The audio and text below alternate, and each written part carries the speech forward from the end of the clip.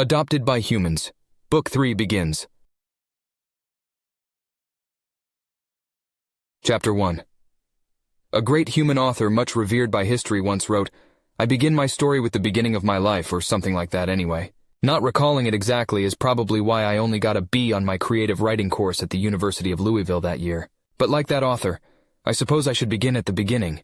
And if it was one thing that was proving true about time on Earth, well, it was that every day seemed to bring new beginnings. Finding out that my sister was on Earth did not bring down a shocking revelation to me. I didn't leap into her arms with heartfelt warmth, nor did she with me. This may sound strange to the humans who bought this book in droves, but the truth is, I didn't feel much about her one way or another. And why would I? I hardly knew her. I had only the vaguest recollection of there being other siblings around. The truth is, Dlamacin family bonds barely existed in those days, the days of my youth. Strange as it may seem in the modern era, our lives revolved around service to the needs of Dlamius. We are tested early, soon after birth, and placed on various tracks of education and work. We have very few real choices of our own, and very few have the ability to buck the system off their backs and carve their own path. Those who show outlier tendencies are routed into paths where they will cause the least disruption, while those who are more compliant are moved in more common paths of labor or research. We don't, at least most of us, don't seem to have the same reckless, agitated nature of humans for new stimulation and experience, but some do. Of those that do? Well, I did say that some of Bonnie Red's crew had mud on their fur. Criminal classes usually get routed into dangerous jobs, and nothing was more dangerous than scouting the void. Myself, I was routed down an academic path which saw me separated from my mother at an early age. Who exactly my father was, I didn't know. My mother never spoke of him. He was gone, and that was that. By the time I was old enough to ask, I was already routed into the education system that would turn me into the academic I eventually became.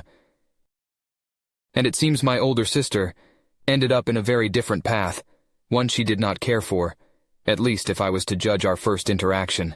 We left the coffee shop, and my growing curiosity compelled me to ask as we walked together, "Where are you staying?" "In the ruins of Chicago," she answered, and I stopped in my tracks. She stopped one step past me and turned around. "What?" she asked and flicked her reddish-brown fur back with one tossing motion of her head. "The ruins." "Ruins, ruins?" I had to repeat the question because it seemed so utterly absurd. "Yes," she answered. "There are still buildings there and a few scattered groups of humans. But isn't that, I don't know, kind of dangerous? Isn't that area quarantined and whatnot?" I was a bit aghast at the very idea that people even could live there, let alone that they would. For those of my readership who are not familiar with Earth history, the reason Louisville became Earth's capital is because it became the major transportation hub for the then dominant North American Union after a devastating war that erased a number of cities from existence in whole or in part. Chicago was one of those places, and rather than rebuild, Louisville was expanded with a new rail system and highway system in addition to its airport hub, thus making it a center of trade and travel on par with Brasilia, New Kyoto, and New London. Suffice it to say, some humans are quite stubborn and refuse to abandon the ruined places. How they survived through the radiation I didn't know, but when she explained where she was living, I was fairly sure that Bao did. "Maybe it is dangerous, but so what? I want to rise to the top of my field. It's my only chance anymore, and you're not going to get in my way again." She snapped at me. Her teeth probably would have been bared if we hadn't been in public, but strangely enough, I wasn't bothered by her hostility, only curious about it. "You keep saying that, but what did I ever do to get in your way?" "I barely even remember you," I answered her, and she let out a snort. "I'll tell you that over dinner. To be honest, I'm too infuriated right now to say much more. I'm going to pick up some supplies and head back to Chicago. I'll sync my datapad to yours. Just send me the address and I'll join your family for dinner tonight." "I'll explain whatever then," Bao replied, and to that I could only nod. "Fine," I said, and tapped the sync option on my datapad a moment later. "I'll see you then. It's probably best that I explain all this to them before introducing you. It might even give me some interesting information." I started wandering away, and if I must give a true accounting in the historical record, then the fact is, she was almost forgotten in that moment. All I really had on my mind was the data I could collect and what kind of introduction or explanation I could offer. Bao, for her part, I would later learn had a lot more in common with me than I thought. She wandered toward the hoverbus stop that would take her away from where we met, already typing up her own thoughts and cataloging what she expected to observe. If I'd known it at the time, I would have said I was proud of her for that, but I didn't. When I thought of her at all on the way home, all I thought of her was, she is a rival. Chapter 2. I went home and found Boatswain and Byron relaxing at the kitchen table. I have to say, it wasn't really until I got halfway through this volume that I noticed at some point I had begun referring to the Walker house as home. I never did go back to figure out just when that took place. Strange as it may sound for an academic of my standing to say, but I didn't want to know. I too much enjoy the fact that it just happened, without my even noticing. Which brings me to my next point about the curious nature of human families. They handle surprises in some very strange ways. Bosun and Byron waved to me when I came in, trying very hard to balance the pizza slices in their hands while they chowed down, dripping grease onto a glass plate and mumbling muffled words of welcome. If you're curious, as the question has been asked much over the years, my intervention on behalf of the 2 Dlamacin security guards led to some interesting consequences. Bosun did lose his position of opportunity with the Zenti. It went to another of our people, who unfortunately perished when the Zenti razed our embassy to the ground 150 years later. Unfortunately, when they killed the Dlamacin security forces, they took both the Dlamacin and their human colleagues hostage. It seems they concluded that the human capacity for affection was a weakness they could exploit to make demands. I needn't tell you the results of that miscalculation after a century and a half of Dlamius and Terran cooperation. For now, it is enough to know that both our security officers were able to stay on Earth in the long term, and it saved at least one of their lives. Now with that out of the way, when I entered the kitchen and saw Michael desperately trying to crawl up a leg, I was surprised to find that the leg belonged to Captain Bonnie Red. "Ahoy there," she said, and began licking the pads of her fingers clean of pizza grease. She was dressed in her usual outlandish attire, right down to the tri-corner hat and eye patch, though lacking the sword for the moment. Beside her, Fauve was fangirling, which is to say she was fairly shaking with excitement. "Anywho," Bonnie resumed her story, "me and me crew launched some rocks at a smuggler outpost to make it look like a bunch of meteors were heading their way, and after they went and used up all their cannons, then we come in guns blazing." Bonnie held out her arms like she was holding a double-fisted blaster, started shouting, "Boom, boom, boom!" and knock out their shields in a few hits. Without no cannon, all they got is their blasters. And there isn't a blaster out there that can punch through the shields of the Red Spark for it can blast the blasters.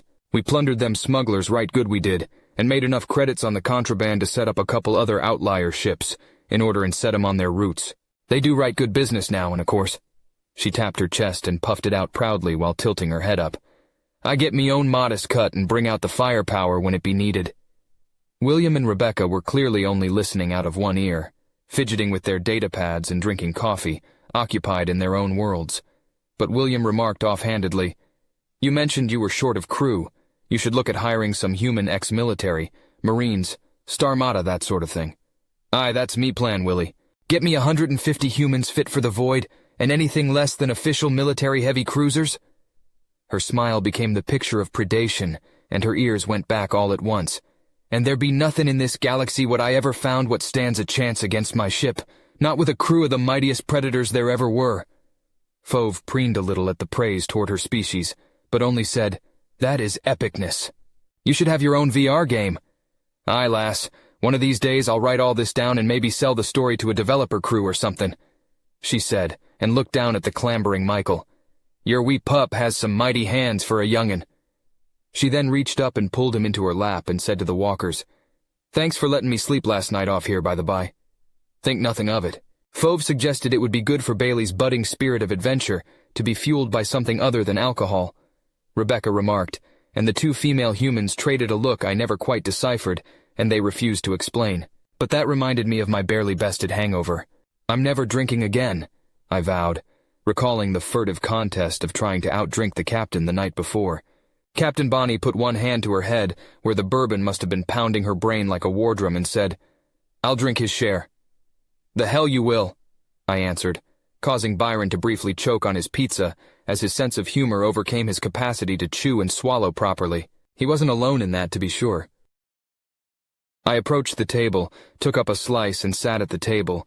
There was an empty plate waiting for me, and as I tore half of my slice away and swallowed, I said, "So it turns out Bonnie Red's passenger is my half-sister.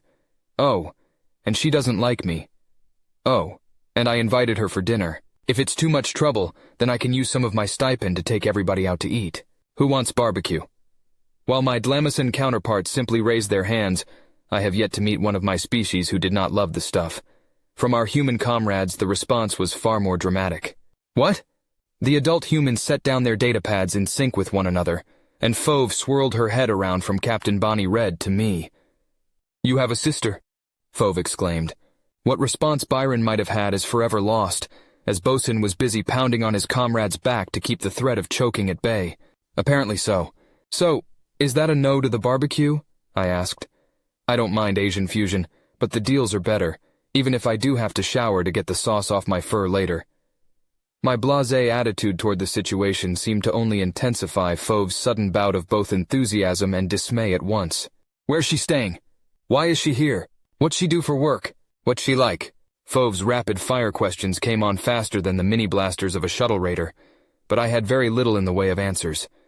"I don't know," was the answer I gave to most of them, leaving the humans at the table all fairly confused. "I just never knew her. She got cycled off to her labor class before I was of age, to come here the way she did. Honestly, she has to have some outlier in her. Usually that would mean military training. They're a bit more of the risk-taking sort," I explained, and both Bonnie Red and Bosun preened proudly with tails wagging. "Damn right." They agreed with sharp and approving nods of my assessment. "But I don't think she had it, so I really don't know anything. You'll just have to ask her everything tonight." I explained. "So, who wants ribs, my treat?" The rest of the humans' hands went up in unison, even Michael's.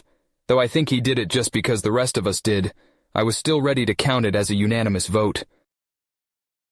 And with perfect timing just like that, the appointment notice dinged on my datapad for her arrival at my home. Strange as it may sound in my own way, perhaps feeding off the energy of my humans, I was more than a little excited.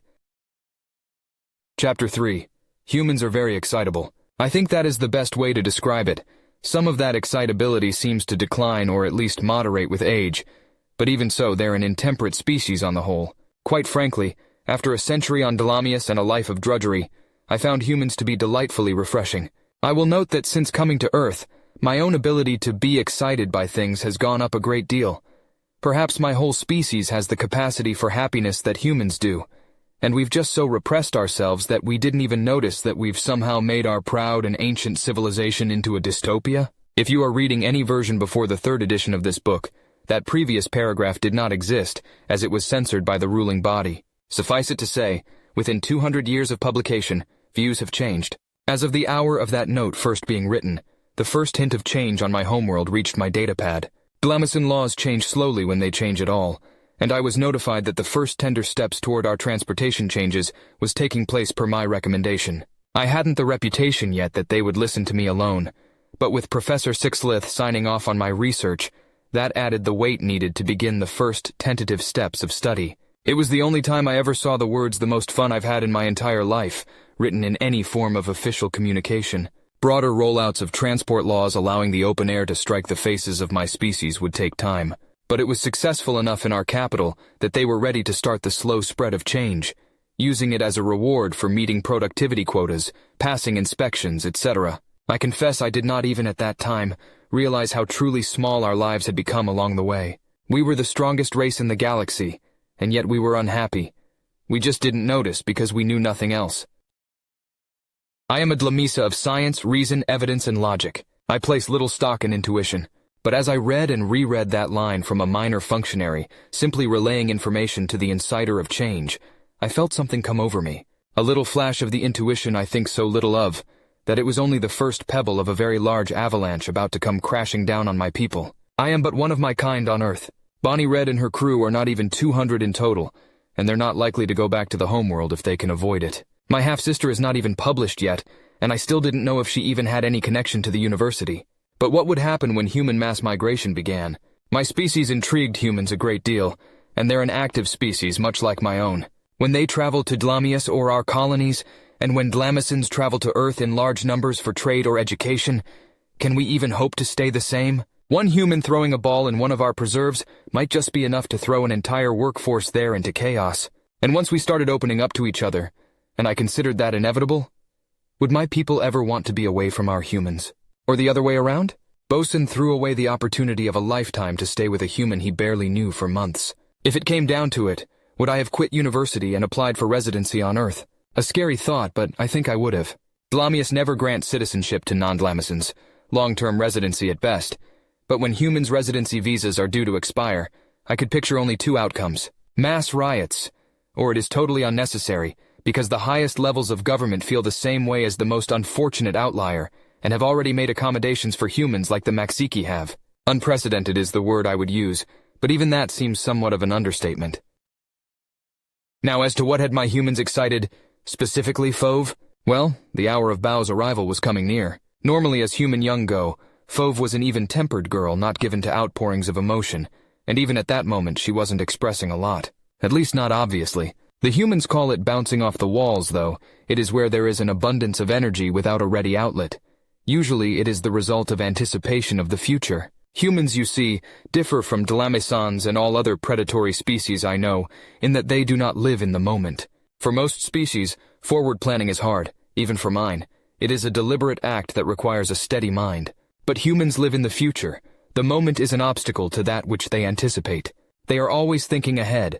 The next episode, the next day, the next vacation, the next game. It is one of the few areas where I must critique them in a negative fashion. Happiness, once it finds a species, is a very present thing. But humans seem to enjoy anticipating things, more than the things they are actually anticipating. Perhaps it makes them skilled planners when this energy is tempered in some fashion. However, it also makes it very difficult for them to focus on what is right in front of them. I suppose it is fair to say that this is one of the gifts Dlamisan philosophy brought to mankind in later years. Of course, if you're reading the 5th edition of this set, you already know how this resulted in new levels of political, military, and economic might for the alliance between Dlamisans and humans alike. Perhaps it is unprofessional to throw in a personal remark, but I will say it anyway. The Zenti never saw that coming. Now, as I was saying, I was seated in a rocking chair in the corner of the living room, a common area where the household could mingle and watch a program or play games together. A very social space, similar to the kitchen but without the ability to prepare food, and Fauve was being quite antsy. What is it like to have siblings on your world? Do you get along? Do Dlamisan siblings play games together? She threw many questions at me, but if I'm being honest, she didn't like my answers. Humans take family for granted, but for Dlamisans, family is just an engine to create functional and socially useful citizens that can take a role in our society without being a burden on it. I was not close with my mother. When I showed intelligence by learning at an early age, she reported it. I was tested, and I was routed through the system of the state until I reached academia. I was at home for decades, but a Dlamisan parent is an instructor, not a companion, and where Fauve was loving and close with her parents and sibling, I was not. My half-sister, assuming she came about like most of us, was probably the result of a mutual agreement after a state reproduction incentive. Where humans expect to have children out of mutual devotion and affection, a Dlamisan in those days did not. If her upbringing was like mine, and I am sure it was, she was tested, parental observations were noted, and she was routed down the path chosen for her with little individual input from her. But somehow she'd bucked the entire system and gone off on her own. Fauve looked at me very strangely as I explained all this, and the constant bouncing of her feet slowed down little by little until they stopped. She then patted the place on the green couch, asking me to sit with her. I got up from the chair, approached, sat, and she put her arms around me and gave me a very big, very tight hug. I didn't really know why, but that felt even better than usual, and she held on to me like that until we were interrupted by a knock at the door. Chapter 4. Fauve broke the hug to go and get the door. It swung open, and she stood there with a bright smile on her face. She then opened the second door within the door. I must hesitate here as this is a subject of frequent questions. The door within a door is referred to by humans as a storm door, meant to protect the inner door from the outside world. Earth, you see, is a death world. A very high extinction rate, one of the largest in the known galaxy to harbor intelligent life, and some areas where humans settle are subject to horrific storms which flood communities in water, lava, ash, mud, snow, or rocks. Rivers overflow their banks, seas sweep far into land, almost whole nations are sometimes swept clean. As such, humans in this part of the world use 2 doors as opposed to 1 for extra security. More than one of my species, and others, have run face first into them when not properly briefed to look to make sure both doors are open. Bao, it seems, was briefed, or figured it out the hard way, as when Fauve opened the red wooden door, she remained at the entrance awaiting invitation to come in. My half-sister did look like a female version of myself, a slight build, and with a mix of red and dark hair. Interestingly, she chose to dress in the fashion of a human female. A long blue skirt hung down just past her knees, and a shirt that buttoned up just below the neck. "Hi! You must be Bailey's sister." Fauve's enthusiasm seemed to catch her by surprise, and she looked over toward me just as I stood up from the couch. I nodded to give her some encouragement. I didn't want my Fauve getting a poor impression after all, and Bao went with it. "Yes," she answered, and when the clear door was pushed open, Bao stepped within. To my surprise, Bao actually extended her hand to Fauve in a human gesture of greeting. Fauve accepted the handshake, and then used the house intercom, which is to say she turned her head over her shoulder and shouted as loud as she could, "Mom! Dad! She's here!" Bao's jaw dropped at the noise and she immediately looked my way. Are they always that loud? If someone is far away, yes. I answered her and then put away my datapad. Since we were going out, I chose to wear normal human clothing, slacks, standard button-up shirt with short sleeves, both tan in color. Nothing that stood out, other than the fact that I happened to be an alien. "Oh, come on, it's not that loud." Fauve answered with a roll of her eyes as she made way for Bao to enter the room. She looked around, swiveling her head like a twisty chair. "You say that, but you," Bao answered, and ran her fingers from both hands up and down her furry ears. "Don't have 8 of these." "All right, that's fair," Fauve said with a shrug. "Are you rich?" Bao asked as she looked around the living room, the fireplace, the wall of old bookshelves, the painting of the sea in the dark of night that was so vivid you could almost hear the waves rolling in. She looked at the couch and the workstation, with its complex array of computer equipment in the corner all neatly arrayed. "I never lived like this on Dlamius, and I don't know anyone who did." "What about you, brother?" Bao asked me with a bite to the last word that would have snapped a bone if it had been in her jaws. "No, other than the standard computer equipment, but this isn't the whole house either. This is just one room," I explained, and Bao's jaw dropped again. "Wait, this is not a multi-dwelling?" she exclaimed. Her entire body went stiff, just as William strode in with the others in tow. "No, and we're not rich. We're well off. But in our terms, we're just upper middle class." "Well, she's rich." He pointed at Fauve, who blushed.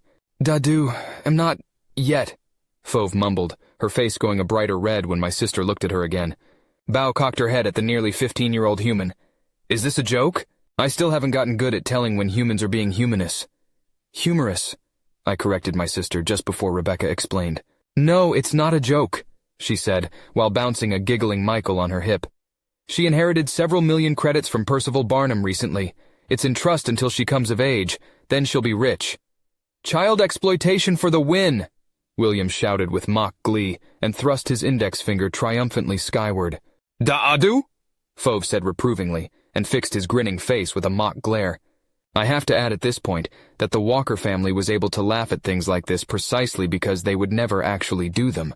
Because they loved one another, they could laugh, tease, and joke in ways that might disturb, upset, or frighten someone else. If someone actually suggested to William that he try to seize Fauve's assets for his own use, or suggested it to Rebecca, I am fairly sure violence might ensue. By the same token, Fauve would never have left her parents destitute if they were in need. While humans do have a significant capacity for greed, when they care for one another, no amount of money matters to them when set against the welfare of the one they care for. Fauve saw no need to protect herself from her parents' natural human avarice, because her parents did their job in protecting her from the world. Thus, they could joke about something awful, and it wouldn't occur to any of them that they were serious. My sister, however, stared at Fauve, agog. "Sis is several million credits? Like, real credits, right? Like spend what you want when you want and live comfortable forever kind of credits?" "Yes," Fauve answered. "And you, how?" Bao blinked her big brown eyes over and over again, as if she were trying to wake herself up from a dream. "Aye, lass," Bonnie Red said and gave her head a shake. "I know it's a lot to take in, but that's how it is here. This isn't Dlamius with just enough of everything. I've been traveling the cosmos for over 50 years, visited a lot of worlds, met a fair few humans on some of those. And humans are big believers in prosperity and increasing the quality of life. They may not live long, but they pack a lot of living in all those years. I'd take 50 years living like a human over 600 as a Dlamison." Bao swallowed the lump in her throat. "So, where do you all sleep? Do I even dare to ask?" "We all have our own rooms," Fauve answered. "Except Mom and Dad, they share one." "But this is the exception, right?" Bao asked. staring dumbly at what I had to admit was, by Dlamison standards, absurd levels of luxury. Not really. Yes and no, I guess, William answered. Soldiers get tighter quarters mostly, and some cities are too crowded for this, but your average apartment is just a smaller version of this to one degree or another. So, Bao drew her fingers along her snout and seemed to be at a loss for words. I can only assume she was about to say something about where she had been living for the last few weeks, but she didn't get the chance, and by the time I remembered to ask, she had long since forgotten. Whatever it was, the sound of several bellies rumbling at once, including her own, interrupted those thoughts, and both Fauve and Bonnie Red spoke for the rumbling stomachs of us all. "Let's eat!" she exclaimed, and pointed toward the door as if we'd gotten lost on our way to it, which in a way, I suppose we had.